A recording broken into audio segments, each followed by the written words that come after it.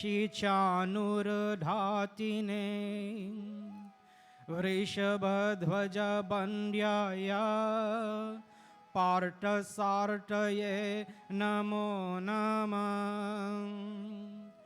Om विनुनादविनोदाय गोपालय हिमर्दिने Kalindi कोललोलाय लोलकुन्दलधारिणे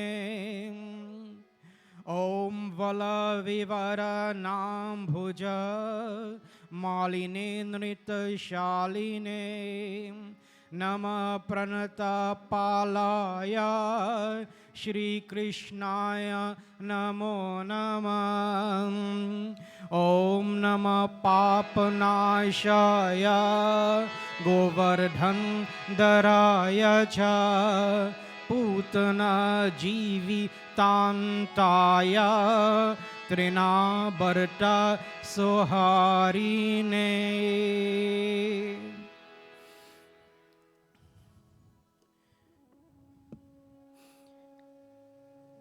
Devotees and friends, I would like to join with our chairman, Bhaiji Vijay Bisram, in saying a very special welcome to all of you who have gathered here at the America Sevashram Sangha this beautiful evening, the eve of Janmashtami, as we celebrate the second session of our Gyan Yajna, a yajna which was organized in celebration of Sri Krishna Janmashtami. I would also like to say a very special welcome to all our devotees and friends who have joined us online. We're so happy that you could join us in satsang this evening, and we trust that all of you can join us tomorrow morning for our final session of our yajna, tomorrow being Janmashtami. And remember, we're celebrating in the morning. Our satsang will start at 9:15. We won't have a night service tomorrow, so our satsang will be tomorrow morning. We'll conclude. I'd like to recognize the presence of our other two Swamijis, Swami Biswanathanandaji Maharaj and Swami Shivamritanandaji Maharaj. I would also like to recognize our sponsors for the second session of our yajna, by Jai Paul Puran. We all know him as JP and family. JP has been a long-standing member of our ashram ever since he came to the ashram in Guyana when he was a teenager. His relationship with the ashram has blossomed, and even when he migrated to New York, he has still retained that very close relationship with the ashram and his family also. As Vijay said, they have sponsored this second session in honor of Marisa. She'll be celebrating her birthday next Sunday, is it? Next Sunday. And Marisa, beautiful young woman. I knew her since she was a toddler, and she has grown up to be this wonderful person, very dedicated to the ashram. Anytime we ask her to come to the ashram to assist, she's always here. I'd like to wish you happy birthday in advance, Marisa, and may God and Guru bless you. Would also like to recognize the members of the Queen's Hindu Kirtan Mandir, led by Bhaiji Krishna. They also have a long-standing relationship with our ashram. When we were in Guyana, they were the Reliance Hindu Kirtan Mandir. And every month, I think at least one time, we used to visit their mandir, and that close relationship started. They used to come to ashram many, many times. Many of the members migrated to New York, and so they formed the Queen's Hindu Kirtan Mandir. And we still have that close relationship, even though their visits to our ashram are now very few and far between. Just a hint, Krishna. I would also like to recognize by J. Terry and his Dharmpatni, by an Oma, wonderful devotees of our ashram. When we were in Guyana, we used to hold 3 satsangs every week in Enmore because our devotees were being converted. And Terry's home was one of the places where Terry and Oma's home was one of the places where we used to have satsang. And Terry and Oma, they spent over 2 days recovering this asana which I sit on. It's so beautiful and comfortable. I would like to say thanks to both of them. Devotees, my katha this evening is taken from the Bhagavatam, or the Bhagavad Puran. And it is the story of Ajamil. I've entitled it Ajamil, a second chance. And here we will see the power of God's name. We will see God's compassion at work. In this verse from Bhagavatam, Canto 6, Chapter 1, verse 21, the poet of that holy scripture writes, Sharanam mama Shri Krishna Sharanam mama Shri Krishna Sharanam mama Shri Krishna Sharanam mama Shri Krishna Sharanam mama Shri Krishna Sharanam mama Shri Krishna Sharanam mama Shri Krishna Sharanam mama Yada yada hi dharmasya Kanya kubje dveja kaschir dasi patir ajamila namna nasta sada charo dasya samsarga dusitah Shri Krishna Sharanam mama Shri Krishna Sharanam mama Shri Krishna Sharanam mama Shri Krishna Sharanam mama Shri Krishna Sharanam mama Shri Krishna Sharanam mama Shri Krishna Sharanam mama Shri Krishna Sharanam mama Shri Krishna Sharanam mama. In his early life, Ajamil was a good man. He was a Brahmin. He practiced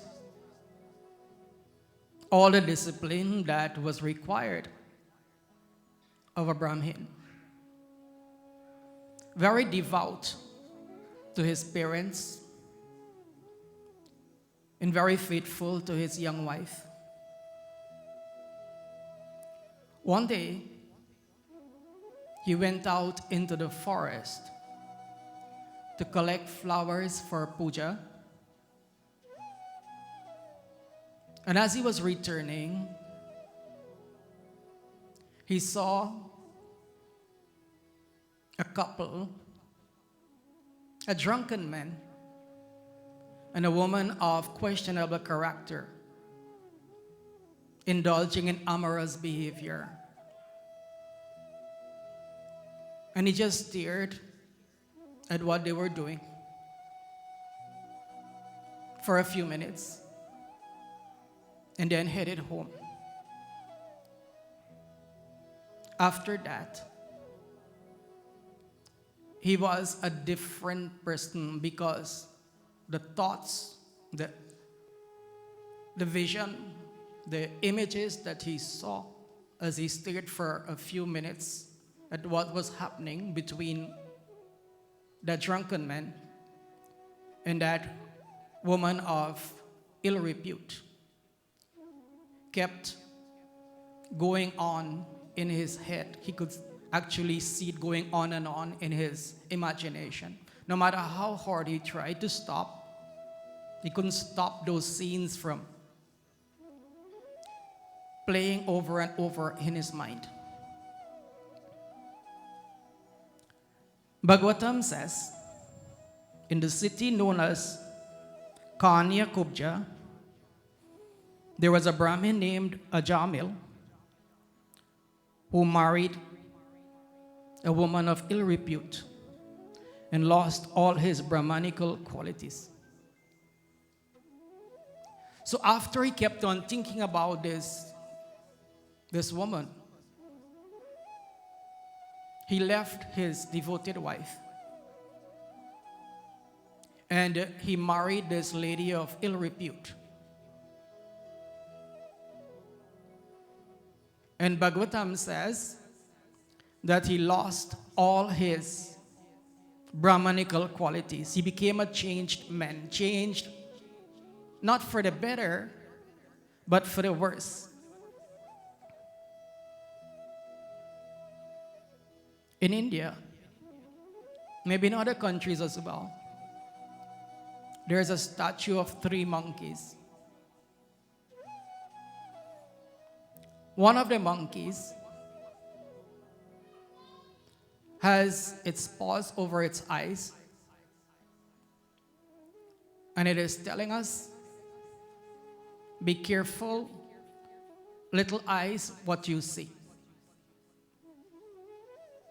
Another one has its paws over its ears, and it is conveying to us, be careful, little ears, what you hear. And another one has its paws over its mouth, telling us, be careful, little mouth, what you speak. The senses are very, very powerful. Guru Maharaj used to advise his sadhakas, his monks especially, but also his grihasti disciples, to his sadhus, to his brahmacharis and swamijis, he will say, do not gaze at the face of women. To the female disciples, the householder disciples, he will tell, do not gaze at the faces of men. Because the senses are very powerful, and the image that is created in the mind can create havoc for one who wants to live a spiritual life.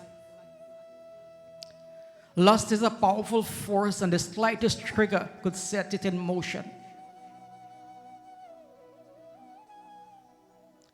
If we want to live a spiritual life, we have to be careful what we see, what we hear, and what we speak.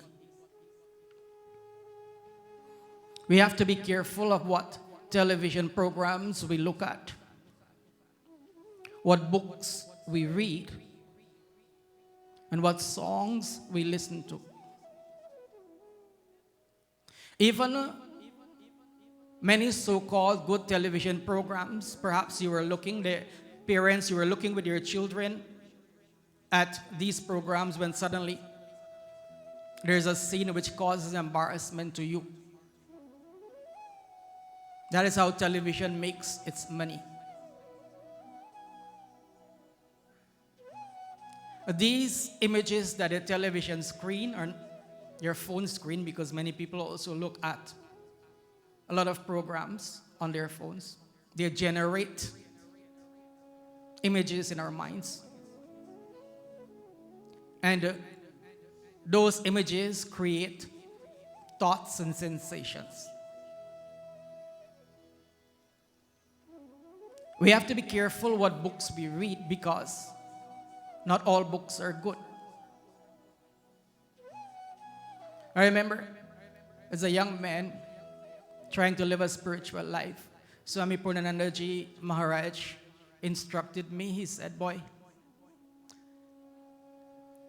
before you read any book, first send me the name of the book and seek my permission. And you might say, well, that is harsh, that is ridiculous.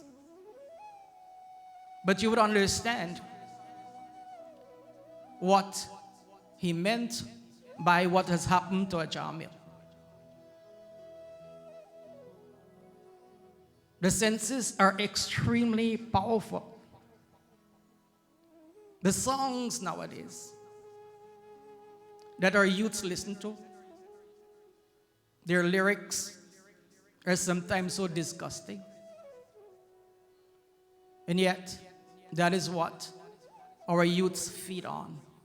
Is it any wonder that our society is plagued with so many crimes, so many murders, so many wrong things happening? Because the youths are our future. And if they don't have any moral backbone, moral foundation, then it doesn't speak well for society. You know, when Sri Ram and Lakshman were searching for Mavasita, when Sri Ram formed that friendship with Sugriv,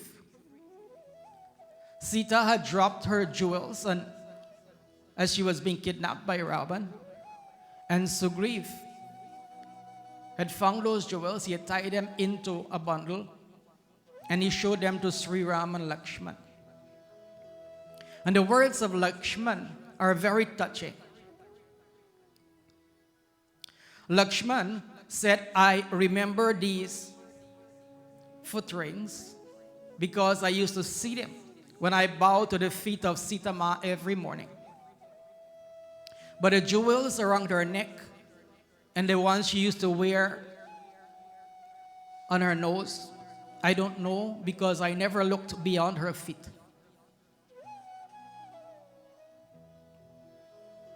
Guru Maharaj, when he was a young boy, he said he never looked at the faces of his brothers' wives. He never knew which one was which, because he recognized from an early age that if we are to progress spiritually, we have to conquer the powerful senses. We have to at least control them. Lust is such a powerful force. It has laid low many holy men, much more so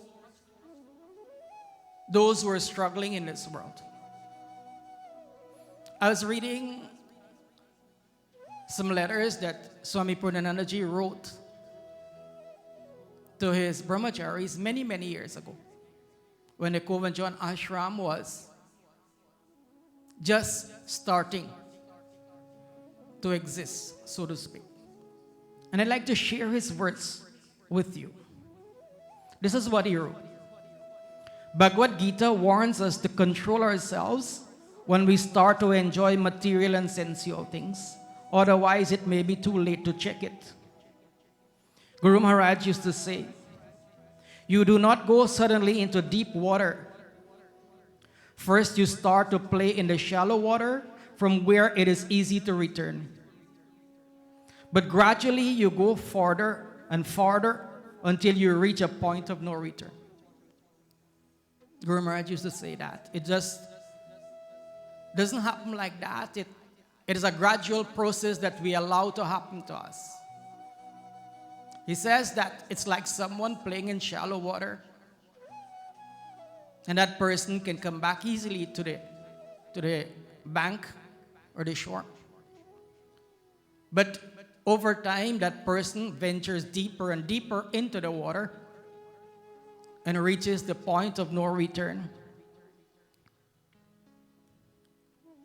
I'm dealing with these controversial topics which many Kathakars will not touch, because if I am to be of help to anyone, not to say I'm free from them, free from all weaknesses, but if I am to be of help to any struggling sadhaka, I have to deal with these topics, because it is only through that help can be had.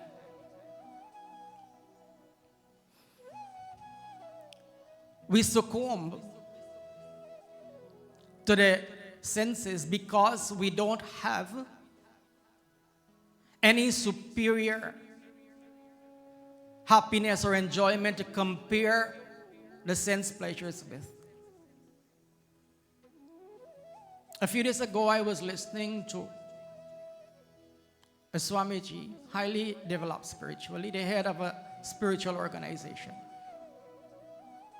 And he said that during his early days in the ashram, he was struggling with his sadhana. His mind just didn't want to meditate. So he took a vow that for one day, he will not do anything else but meditate.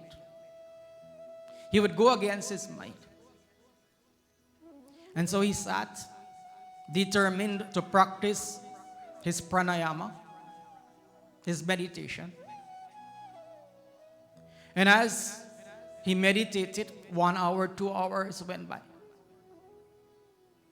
And then suddenly, a strange thing happened. He felt the energy from the senses start to withdraw into his spine. And then the energy moved up his spine. And he had the most wonderful spiritual experience, where the joy he felt was beyond words. It is what is called Ananda, bliss. You hear spiritual masters speak of God as bliss. It is a bliss which is beyond the senses. And if once we tasted that, we will so yearn after it that the joys that the senses give will pale into insignificance. But if we want that bliss, we have to work for it. It doesn't come easily. It comes through years and years of hard sadhana. But who wants to practice years and years of hard sadhana? It's rightly said in another faith, the harvest truly is plenteous, but the laborers are few. Very few people are interested in going deep in spiritual life. Most people are interested, perhaps, in praying a little every morning, attending mandir. They're doing a jandi or a puja once a year, inviting the Panditji, and that's about it. That is good. But dear ones, we will never attain to that state of bliss, of God union, unless we work hard for it. And that is the reason why our ashram has started a meditation class every Monday evening at 6:15. But again, how many people are interested? Just a few. If we want God, we have to work. We have to convince God. I say over and over again, quoting the words of the saints, if we want God, we have to convince God that He comes first in our lives. If we cannot convince Him of our love, that He comes first, He will never surrender Himself to us. Here, Ajamil, because he was so careless, he allowed his spiritual life to be totally destroyed by what he saw, by what he allowed to go on and on in his mind. The more you think about something, the stronger that object becomes, that object of your thinking. And then you're hooked. You cannot escape from it.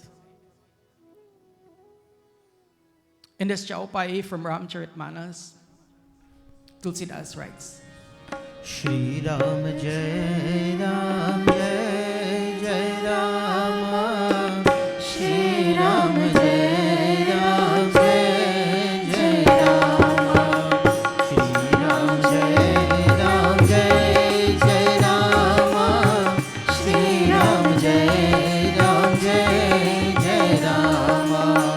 Kama Krura Mada Lobha Parayana Nirday Kapati Kutila Malayana. Kama Krura Mada Lobha Parayana Nirday Kapati Kutila Malayana. Shri Ram Jai Ram Jai Jai Ram, Shri Ram Jai Ram Jai Jai Ram.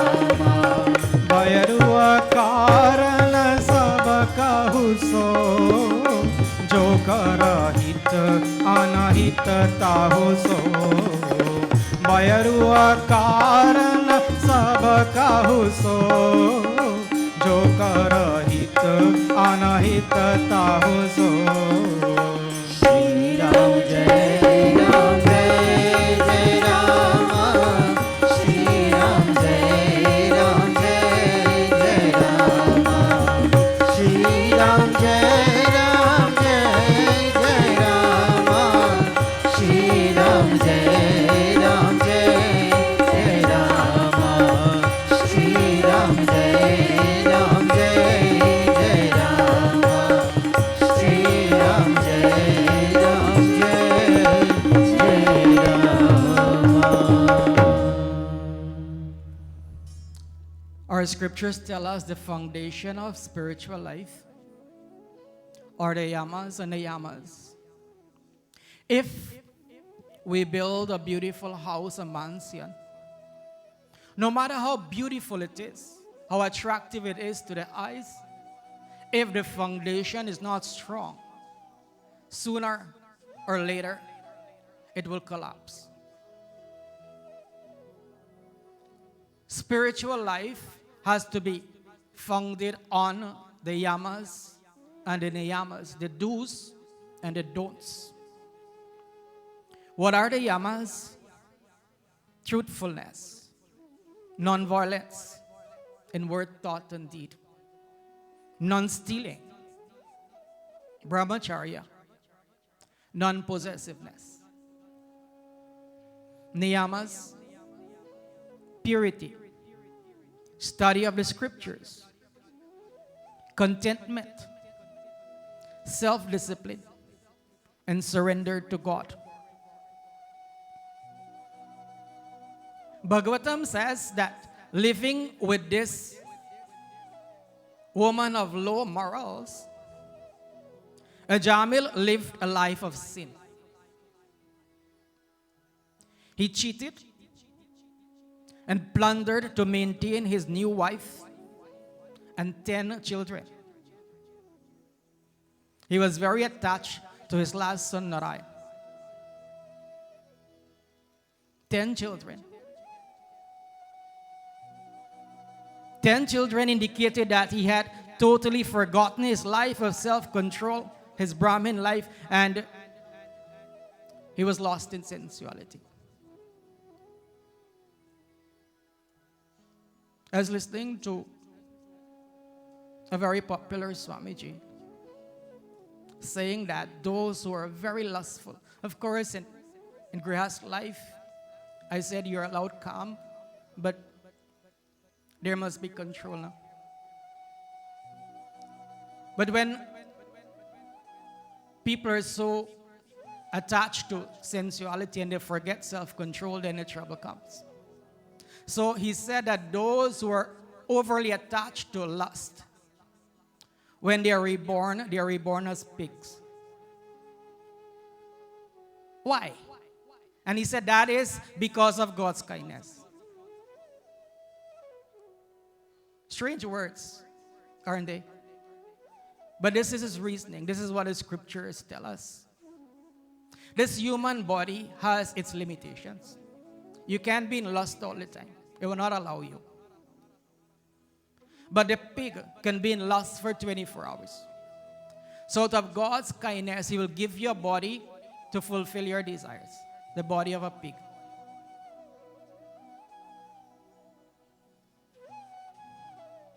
Ajamil was now old, but yet he never thought he would die.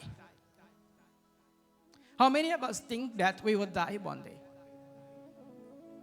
We all think he will die and she will die and the other person will die, but not me. I will not die. That was the answer Yudhishthir gave to the Yaksha in Mahabharata when the Yaksha asked him, "O Yudhishthir, what is the greatest wonder in this world?" He said, "Every day I see people die. But yet, those who remain behave as if they would live forever." Our Guru Maharaj instructs his monks and his devotees that every day, at least for 10-15 minutes, meditate on death. Meditation on death means that think of this body, it can go any moment. Nothing in this world lasts forever. Even today, I saw on the Facebook page of our ashram in India, one of our